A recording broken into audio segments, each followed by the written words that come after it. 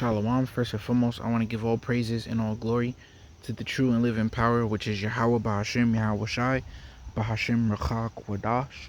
Yahweh is the true name of the Heavenly Father.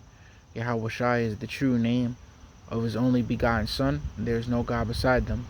And I want to give double honors to the apostles and elders of Great Millstone, who definitely rule well, and honors and salutations to the hopeful elect. So yeah, I want to get into how, just a point on how doing lessons is a very beautiful thing, and it's very helpful to us, okay, in this ministry that that we're in, and the which we're trying to be delivered from this place. Doing lessons is very beneficial to that, man. I mean, it's part of making our calling and election sure. But also, even right here in the Lord's Prayer, we should be looking. This backs up the apostles, man, on how we should be looking to do a lesson a day. Because Matthew 6:9, these are the words of Yahweh Shai. After this manner, therefore pray ye, Our Father which art in heaven, hallowed be thy name. Thy kingdom come, as thy will be done in earth as it is in heaven. Give us this day our daily bread. See? And the daily bread isn't just the physical bread, but the spiritual bread too. Okay? The knowledge, wisdom, and understanding of this word. Applying it to ourselves, man. And that's the real point of doing these lessons, man. We don't do it with the intention to try and show, oh, look, look, I'm doing lessons. Look, I'm doing lessons. Right? For the outward appearance, but we do it for the inward, to truly learn these lessons for ourselves first and foremost. And once we truly learn it for ourselves first and foremost, Yahweh Shai said, let thy light shine before men. Men don't put a light under a bed, but He put it, in a place where the whole room could have light. So we're not supposed to let our light shine just on one day, just on Saturday, or just on Friday, but every day, to the best of our ability, man. And that's why it's a fight, man. Real quick point. 1 Corinthians 7:35. And this I speak for your own profit. See, and that's the spirit too, because doing these lessons every day is for our own profit. And I mentioned yesterday how we should be headhunting for a lesson, to learn it for ourselves first and foremost, internally. And this I speak for your own profit, not that I might cast a snare upon you, but for that which is comely, and that ye may attend upon the Lord without distraction. So we could certainly apply this to, doing these lessons as well, because it's all about attending upon the Lord without distraction, and that helps too. Looking to do a lesson every day pulls us from the distractions of the world. But now let me get because we're not doing it just to show, oh, look at me. We're doing it to learn ourselves. Matthew 23:25. Woe unto you, scribes and Pharisees, hypocrites, for ye may clean the outside of the cup and of the platter. Just like it could be your page. Your page could be full of lessons. Full of lessons to show out. To show up to the showdown. To show out. Right? But within, they are full of extortion and excess. Thou blind Pharisee, cleanse first that which is within the cup and platter, that the outside of them may be clean also. See? So through and through, the lessons, man, is for us to truly learn it ourselves through and through. Which is why, even in the book of Ezekiel,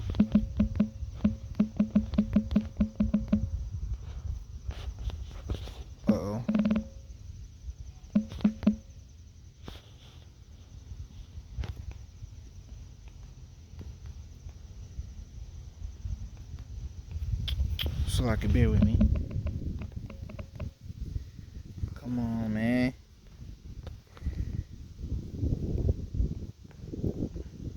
Oh, here it is right here. Ezekiel 3:1. Moreover, he said unto me, Son of man, eat that thou findest, eat this roll, and go speak unto the house of Israel. So I opened my mouth, and he caused me to eat that roll. And he said unto me, Son of man, cause thy belly to eat, and fill thy bowels with this roll that I give thee. Then did I eat it, and it was in my mouth as honey for sweetness. See? But we know it eventually became bitter. But the point is he, ate the word and digested it and learned it for himself, to where nobody could tell him nothing as far as a false doctrine. And also to where he applied it to himself. Because this is 1 Corinthians 9. Yeah, man. And that's one thing I pray for too, man. Anything I say out there, I speak out there in the highways and byways, I pray to be damn sure doing it myself, man. Okay? I pray to damn sure be doing it myself. Because we don't want to be 1 Corinthians 9:27. But I keep under my body and bring it into subjection, lest that by any means, when I have preached to others, I myself should be a castaway. You know? And that's what Yahweh said. Thou teachest not to steal. Dost thou steal? Thou teachest not to commit adultery. Dost thou commit adultery? And so just more examples. We teach not to be a glutton. Are you being a glutton? We teach not to be wine, overdoing the wine, wherein is excess. Are you overdoing it? Teach to rule over your spirit. Are you ruling over your? So, everything, man. I pray, man, everything that we teach out there, that I'm doing it my damn sure self. Because I ain't trying to be no castaway, man. That's embarrassing. But that's the least of the worries, man. So then what? We have to truly digest these lessons for ourselves, first and foremost, and apply it to ourselves first and foremost. Then we let the light shine before men. So getting back to the beginning point, that's one extra reason why it's so beautiful to do these lessons, because it's an application. It's supping for the Lord, seeking for the Lord to sup with us, to add to us an application to our walk, to help us get the victory, man.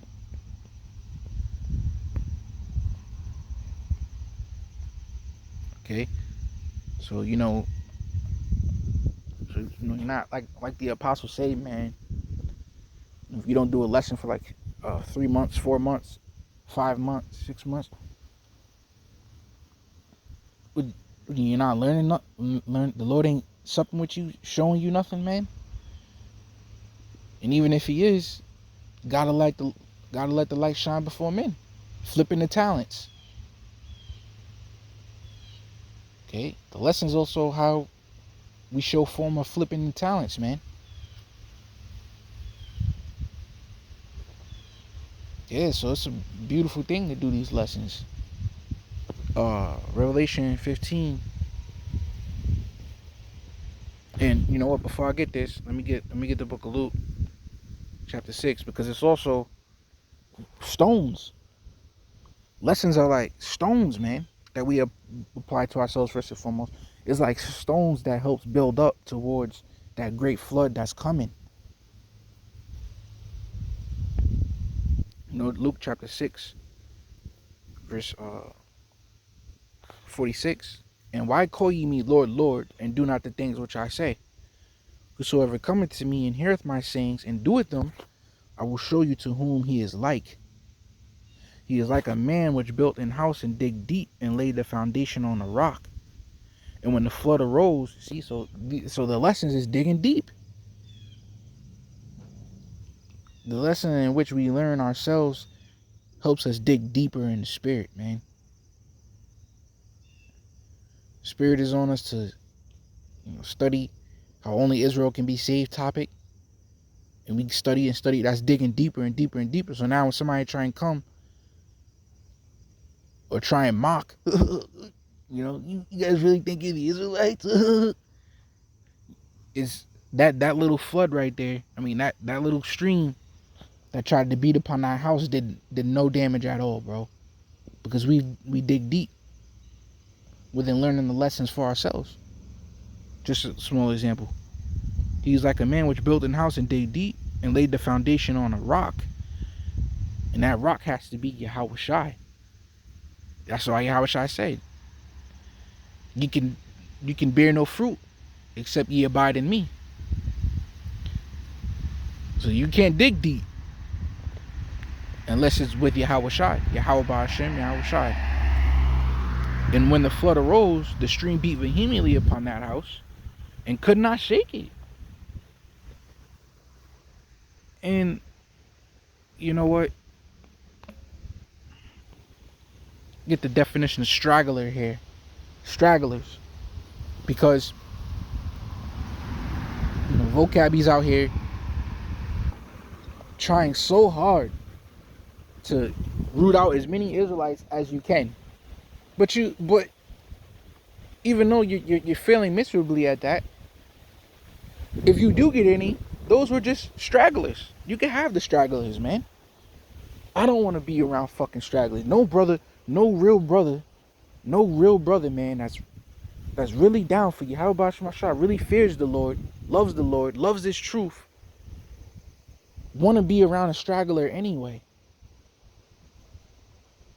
A straggler is just in the fucking way. A straggler really is just in the way. So if you get any stragglers out of here, good. You're doing us a favor. So a straggler is what? A person in a group will become separated from the others, typically because of moving more slowly. See? And what's the moving more slowly? Straddling the fence, not being on fire. Being lukewarm is the equivalent of moving slowly. Being lukewarm, man. See? So you're only going to get those that's lukewarm anyway. The ones that's moving slowly in the pack. So if we're not doing our lessons, you do a lesson once every 4 months or something like that. You're moving slowly, man. Okay? Which this goes, because I ain't nobody. So this all goes for myself first and foremost. If anything is, the exhortation for myself first and foremost. It says another example, something that grows or spreads irregularly or apart from others of its kind. Whoo! You're spreading irregularly. So that reminds me, that's a sign of you doing too much. You doing, you know what I mean? Like Brother Tazawar, camp leader of the camp, brings up one Fallout boy. For an example, he brought him out last night. It's an example of him spreading irregularly. You're doing shit that the rest of the plants ain't doing. You see? So if you get some stragglers, that's all fine and dandy. Okay? Because the hopeful elect gonna go out no matter what. They gonna go out there in the highways and byways no matter what. So it says, that's pretty much it on that. I'll just get Revelation 15 and that's it. So yeah, man. And this truth is endless. That's why it's rivers of living water. Living water is endless, bro. I was in some living waters the other day, man, washing my farm boots. I was in there. It's very beneficial and it's endless. It's endless, man. It's like a shower that never turns off. If you turn your shower on, and it never turns off. So what? That means that there's endless things to go into. There's endless things to learn. That's what's so beautiful about this truth, man. Discipline, wisdom, faith, defense of the gospels, and on all topics.